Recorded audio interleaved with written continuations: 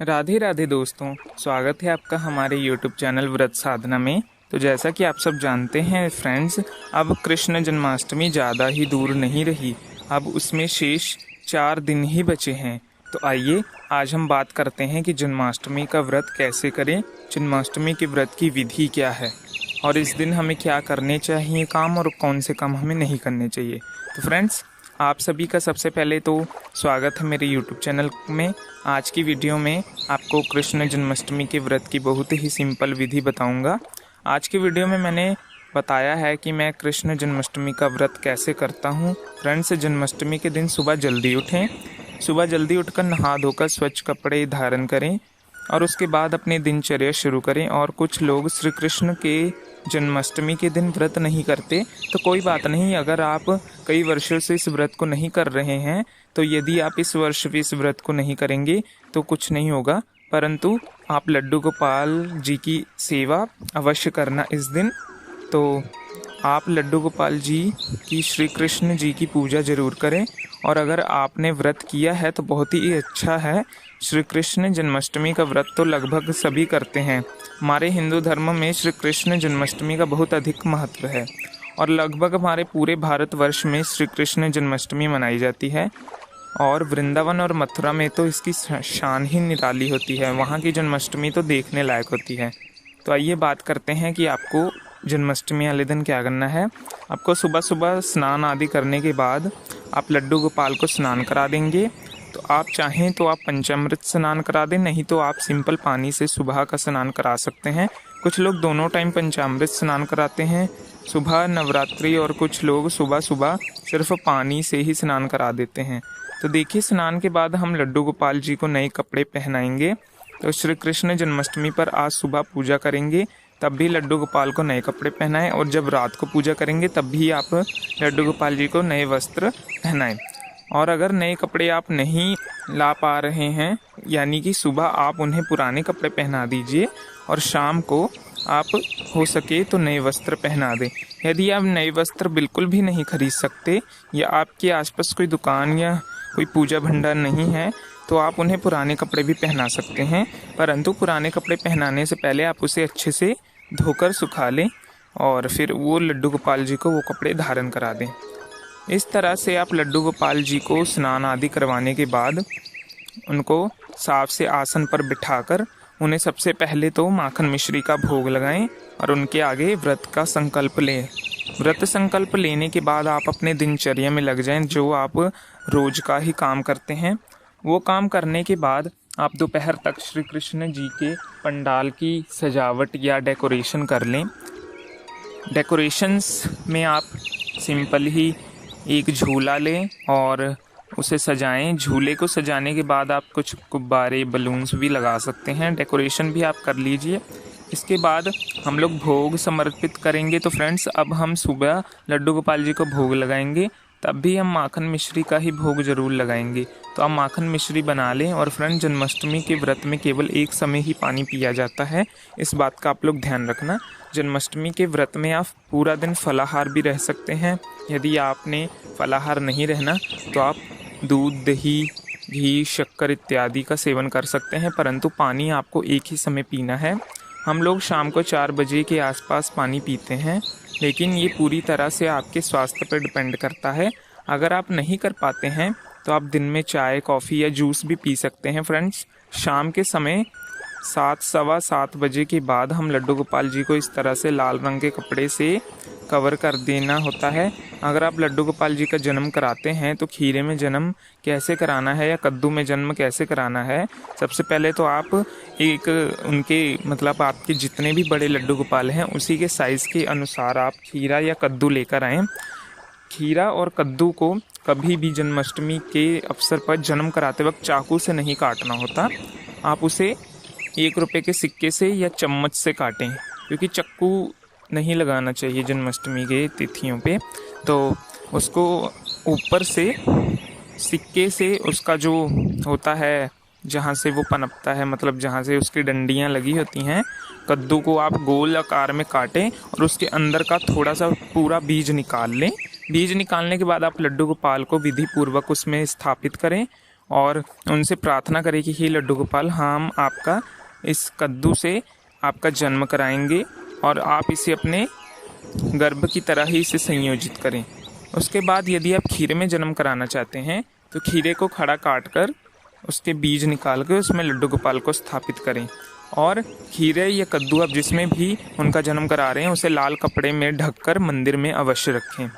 उसके बाद हम कपड़ा उतारेंगे, परंतु कपड़ा कब उठाना है, 12 बजे के बाद, वो भी घंटी बजाकर या ताली बजाकर हम हटा देंगे।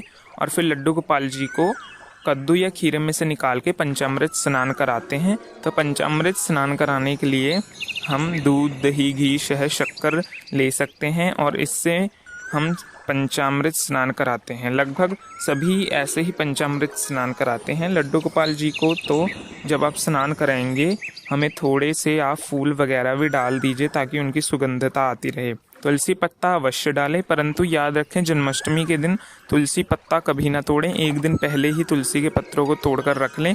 यदि आप एक दिन पहले भूल जाते हैं तो आप तुलसी मैया से क्षमा मांगकर पत्र तोड़ सकते हैं। उसके बाद आपको उन्हें नहलाकर नए वस्त्र धारण करने हैं। तो देखिए इस तरह से नए कपड़े पहनाने के बाद लड्डू गोपाल जी का श्रृंगार करते हैं। देखिए क्योंकि इस लड्डू गोपाल जी का जो जन्म दिवस मनाया जाता है और हम जो लड्डू गोपाल जी का जन्म दिवस मनाते हैं श्रृंगार करके, यहाँ पर हम चंदन, रोली, पुष्प और श्रृंगार जैसे माला वगैरह, चूड़ियाँ और कंगन आदि से उन्हें सजाते हैं। श्रृंगार करने के बाद लड्डू गोपाल जी जैसे ही श्रृंगार करके तैयार हो जाते हैं, लड्डू गोपाल जी सजने के बाद आप क्या करें कि उन्हें चौकी पर बिठाएं। चौकी पर विराजमान कर देने के बाद अच्छे से डेकोरेशन कर लें। इस दिन समय में बहुत अच्छे से डेकोरेशन कर सकते हैं। उसके बाद आप रात को लड्डू गोपाल जी को चौकी पर विराजमान कर ले, भोग समर्पित करें। लड्डू गोपाल जी को तो देखिए धनिया, पंजीरी, माखन, मिश्री ये ज़रूर भोग में लेते हैं। आप अवश्य याद रखिए, यदि आप कुछ नहीं बना सकते तो आप ये 3 चीज़ अवश्य रखिए, माखन, मिश्री और धनिये की पंजीरी। यदि आप की इतनी समर्थता नहीं है कि आप लड्डू गोपाल जी को खूब अनेक प्रकार के भोग बनाकर खिलाएं तो आप ये 3 भोग अवश्य खिलाएं। इससे भी आपकी हर मनोकामनाएं पूर्ण होंगी। कहा जाता है ये 3 भोग लगाने से भी आपको 56 प्रकार के भोगों का आशीर्वाद मिलता है। यदि आप बना सकते हैं तो आप 56 भोग भी बना सकते हैं। उसके बाद आप देख सकते हैं इसके बाद हम लड्डू गोपाल जी की पूजा करेंगे, लड्डू गोपाल जी को झूला झुलाएंगे। तो फ्रेंड्स, अब लड्डू गोपाल जी को झूला झुलाने के बाद जो भी आपने भोग बनाया है उन भोग को लड्डू गोपाल के सामने रखकर उन सभी में तुलसी के पत्र डाल के पूजा अर्चना करेंगे। पूजा अर्चना करने के बाद रात में लड्डू गोपाल जी को भोग लगाएंगे और जो जो आपने बनाया है भोग में थोड़ा थोड़ा लड्डू गोपाल जी के मुंह में लगाएंगे। और फिर सभी परिवार सहित यदि आप लोग 12 बजे के बाद व्रत तोड़ते हैं तो आप उस प्रसाद को उसी वक्त ग्रहण कर सकते हैं। यदि आप सुबह ग्रहण करते हैं तो भी कोई बात नहीं है, आप सुबह उठ के लड्डू गोपाल की पूजा करने के बाद उनसे आज्ञा लेकर आप अपने व्रतों का पालन कर सकते हैं। झूला झुलाने के बाद जन्म के बाद लड्डू गोपाल जी को रात में अवश्य सुलाएं, क्योंकि कई लोग होते हैं वो लड्डू गोपाल जी का जन्म कराने के बाद लड्डू गोपाल जी को पूरी रात झूले में ही छोड़ देते हैं, जबकि ये गलत होता है। लड्डू गोपाल जी को उस दिन तो विशेष तरीके से उनकी सेवा करनी चाहिए। इस दिन लड्डू गोपाल जी को 12 बजे के बाद जब आप सब सोने चले जाएं तो उन्हें भी अपने साथ कमरे में सोने ले जाएं और सुबह जब आप उठें तो उन्हें वापस से नहला धुलाकर दूसरे वस्त्र पहनाकर उन्हें झूले में फिर से बैठा दें और झूला झुलाएं। ये प्रक्रिया आपको पूरे 6 दिन तक करनी है जब तक उनकी छठी नहीं आ जाती। उसके बाद सुबह में आप या फिर रात में व्रत तोड़े। व्रत फलाहार भी तोड़ा जा सकता है या अनाज का सेवन करके भी। अगले दिन करते हैं तो आप लोग व्रत के समय ही कोई शुभ मुहूर्त में अपने व्रत का पालन करें। इस तरह से जन्माष्टमी का व्रत हम सब करते हैं। और यदि आपको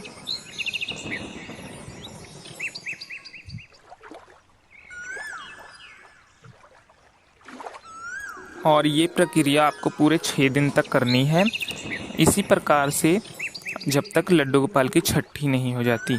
यदि आप चाहते हैं कि छठी पर एक मैं वीडियो बनाऊं तो वो मेरे YouTube चैनल पर पहले से ही अपलोड है कि लड्डू गोपाल की छठी कैसे मनाई जाती है। परंतु मैं आपको यहाँ पर भी बता देता हूँ। देखिए, जब जन्माष्टमी के 6 दिन बीत जाएं तो छठवें दिन आपको लड्डू गोपाल जी की छठी मनानी होती है। इस दिन लड्डू गोपाल को सुबह जल्दी उठाएं और उनका श्रृंगार आदि करें। याद रखें, इस दिन आप लड्डू गोपाल को पीले वस्त्र जरूर पहनाएं। छठी के दिन आप नियमित रूप से उनकी सुबह में पूजा करें, झूला झुलाएं और अपनी दिनचर्या में लगें। शाम के समय आपको उन्हें कढ़ी का भोग लगाना है, कढ़ी और चावल का। याद रखें, कढ़ी चावल के सिवा आपको किसी और चीज़ का भोग नहीं लगाना है, क्योंकि मान्यताओं के अनुसार श्री कृष्ण जी की छठी में कढ़ी और चावल का ही भोग लगाया जाता है। कढ़ी चावल बनाने के बाद आपने उनके बर्तनों में उन्हें लाकर उनके सामने प्रस्तुत करना है और तुलसी पत्र डाल के उनसे आज्ञा करनी है कि हे श्री कृष्ण भगवान, हमसे जितना हो सका हमने किया, यदि हमसे कोई गलती होती है तो हमें क्षमा करें। ये कहते हुए भोग लगाएं और उन्हें खिलाएं। खिलाने के बाद जो उनके थाली का भोजन है वो अपने बनाए हुए भोजनों में मिक्स कर दें, ताकि वो भी एक रूप से प्रसाद बन जाए और वो सब में बांट दें। और हो सके तो आप जितना वो लोगों में बांटेंगे आपको उतना आशीर्वाद मिलेगा। अगर आप ऐसा नहीं कर सकते तो आप अपने घर में भी उसे बांट सकते हैं और फिर उसे प्रसाद के रूप में आप सभी ग्रहण करें। इस प्रकार से थी श्री कृष्ण जी की व्रत वीडियो और उनकी छठी से रिलेटेड वीडियो। और आशा करता हूँ कि आपको इस वीडियो में संपूर्ण जानकारी मिली हो। तो हमारे चैनल को अभी सब्सक्राइब करें, वीडियो को लाइक शेयर करें और सच्चे दिल से कमेंट बॉक्स में राधे राधे जरूर लिखें।